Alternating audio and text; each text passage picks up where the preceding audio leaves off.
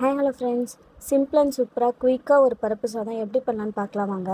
இது பண்ணுறதுக்கு 200 கிராம் துவரம் பருப்பு எடுத்திருக்கேன். 2 பெரிய வெங்காயத்தை நீட்டு நீட்டமாக கட் பண்ணி வச்சுருக்கேன். 3 தக்காளியை கட் பண்ணி வச்சுருக்கேன். 20 பல் அளவு பூண்டு எடுத்து வச்சுருக்கேன். 4 வரமிளகாய், 2 கொத்து கருவேப்பிலை எடுத்து வச்சுருக்கேன். இந்த அளவு டம்ளரில் 2 டம்ளர் அரிசி ஊற வச்சு எடுத்திருக்கேன். இப்போ அடுப்பில் குக்கரை வச்சு 2 tablespoon oil, 2 tablespoon ghee சேர்த்துக்கலாம். கீ சேர்த்துட்டு அதில் கடுகு உளுந்து பருப்பு சேர்த்துக்கலாம். அது கூடவே 1 டீஸ்பூன் அளவு ஜீரகம் சேர்த்துக்கலாம்.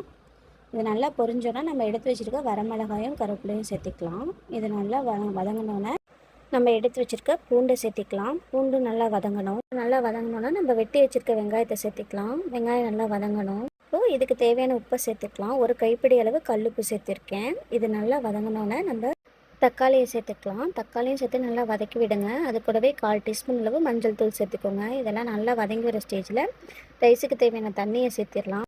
நான் 1 டம்ளர் ரைஸுக்கு 2 டம்ளர் அளவு தண்ணிங்கிற கணக்கில் 7 டம்ளர் தண்ணி சேர்த்துருக்கேன். வழக்கமாக 2 டம்ளர் தான் சேர்த்துவோம். இப்போ பருப்பும் சேர்த்துறதுனால 2 டம்ளர் அளவு தண்ணி எடுத்துக்கிறேன் 1 டம்ளர் ரைஸுக்கு. தண்ணி நல்லா கொதிச்சு வர ஸ்டேஜில் நம்ம எடுத்து வச்சுருக்க பருப்பை சேர்த்திக்கலாம். பருப்பை சேர்த்துட்டு அது கூடவே நம்ம எடுத்து வச்சுருக்க அரிசியும் சேர்த்திடலாம். சேர்த்துட்டு நல்லா கலந்து விடுங்க, இல்லைனா அடி பிடிச்சிரும். நல்லா கலந்து விட்டு நம்ம குக்கரை வச்சு வைக்கலாம். 3 விசில் வச்சு எடுத்துருக்கேன். இப்படி சூப்பராக உதிரியாக அரிசி பருப்பு சாதம் ரெடி ஆகிடுச்சு. டைம் இருந்தால் ஒரு வாட்டி ட்ரை பண்ணி பாருங்கள். வீடியோ பிடிச்சிருந்தா லைக், ஷேர், சப்ஸ்கிரைப் பண்ணுங்கள்.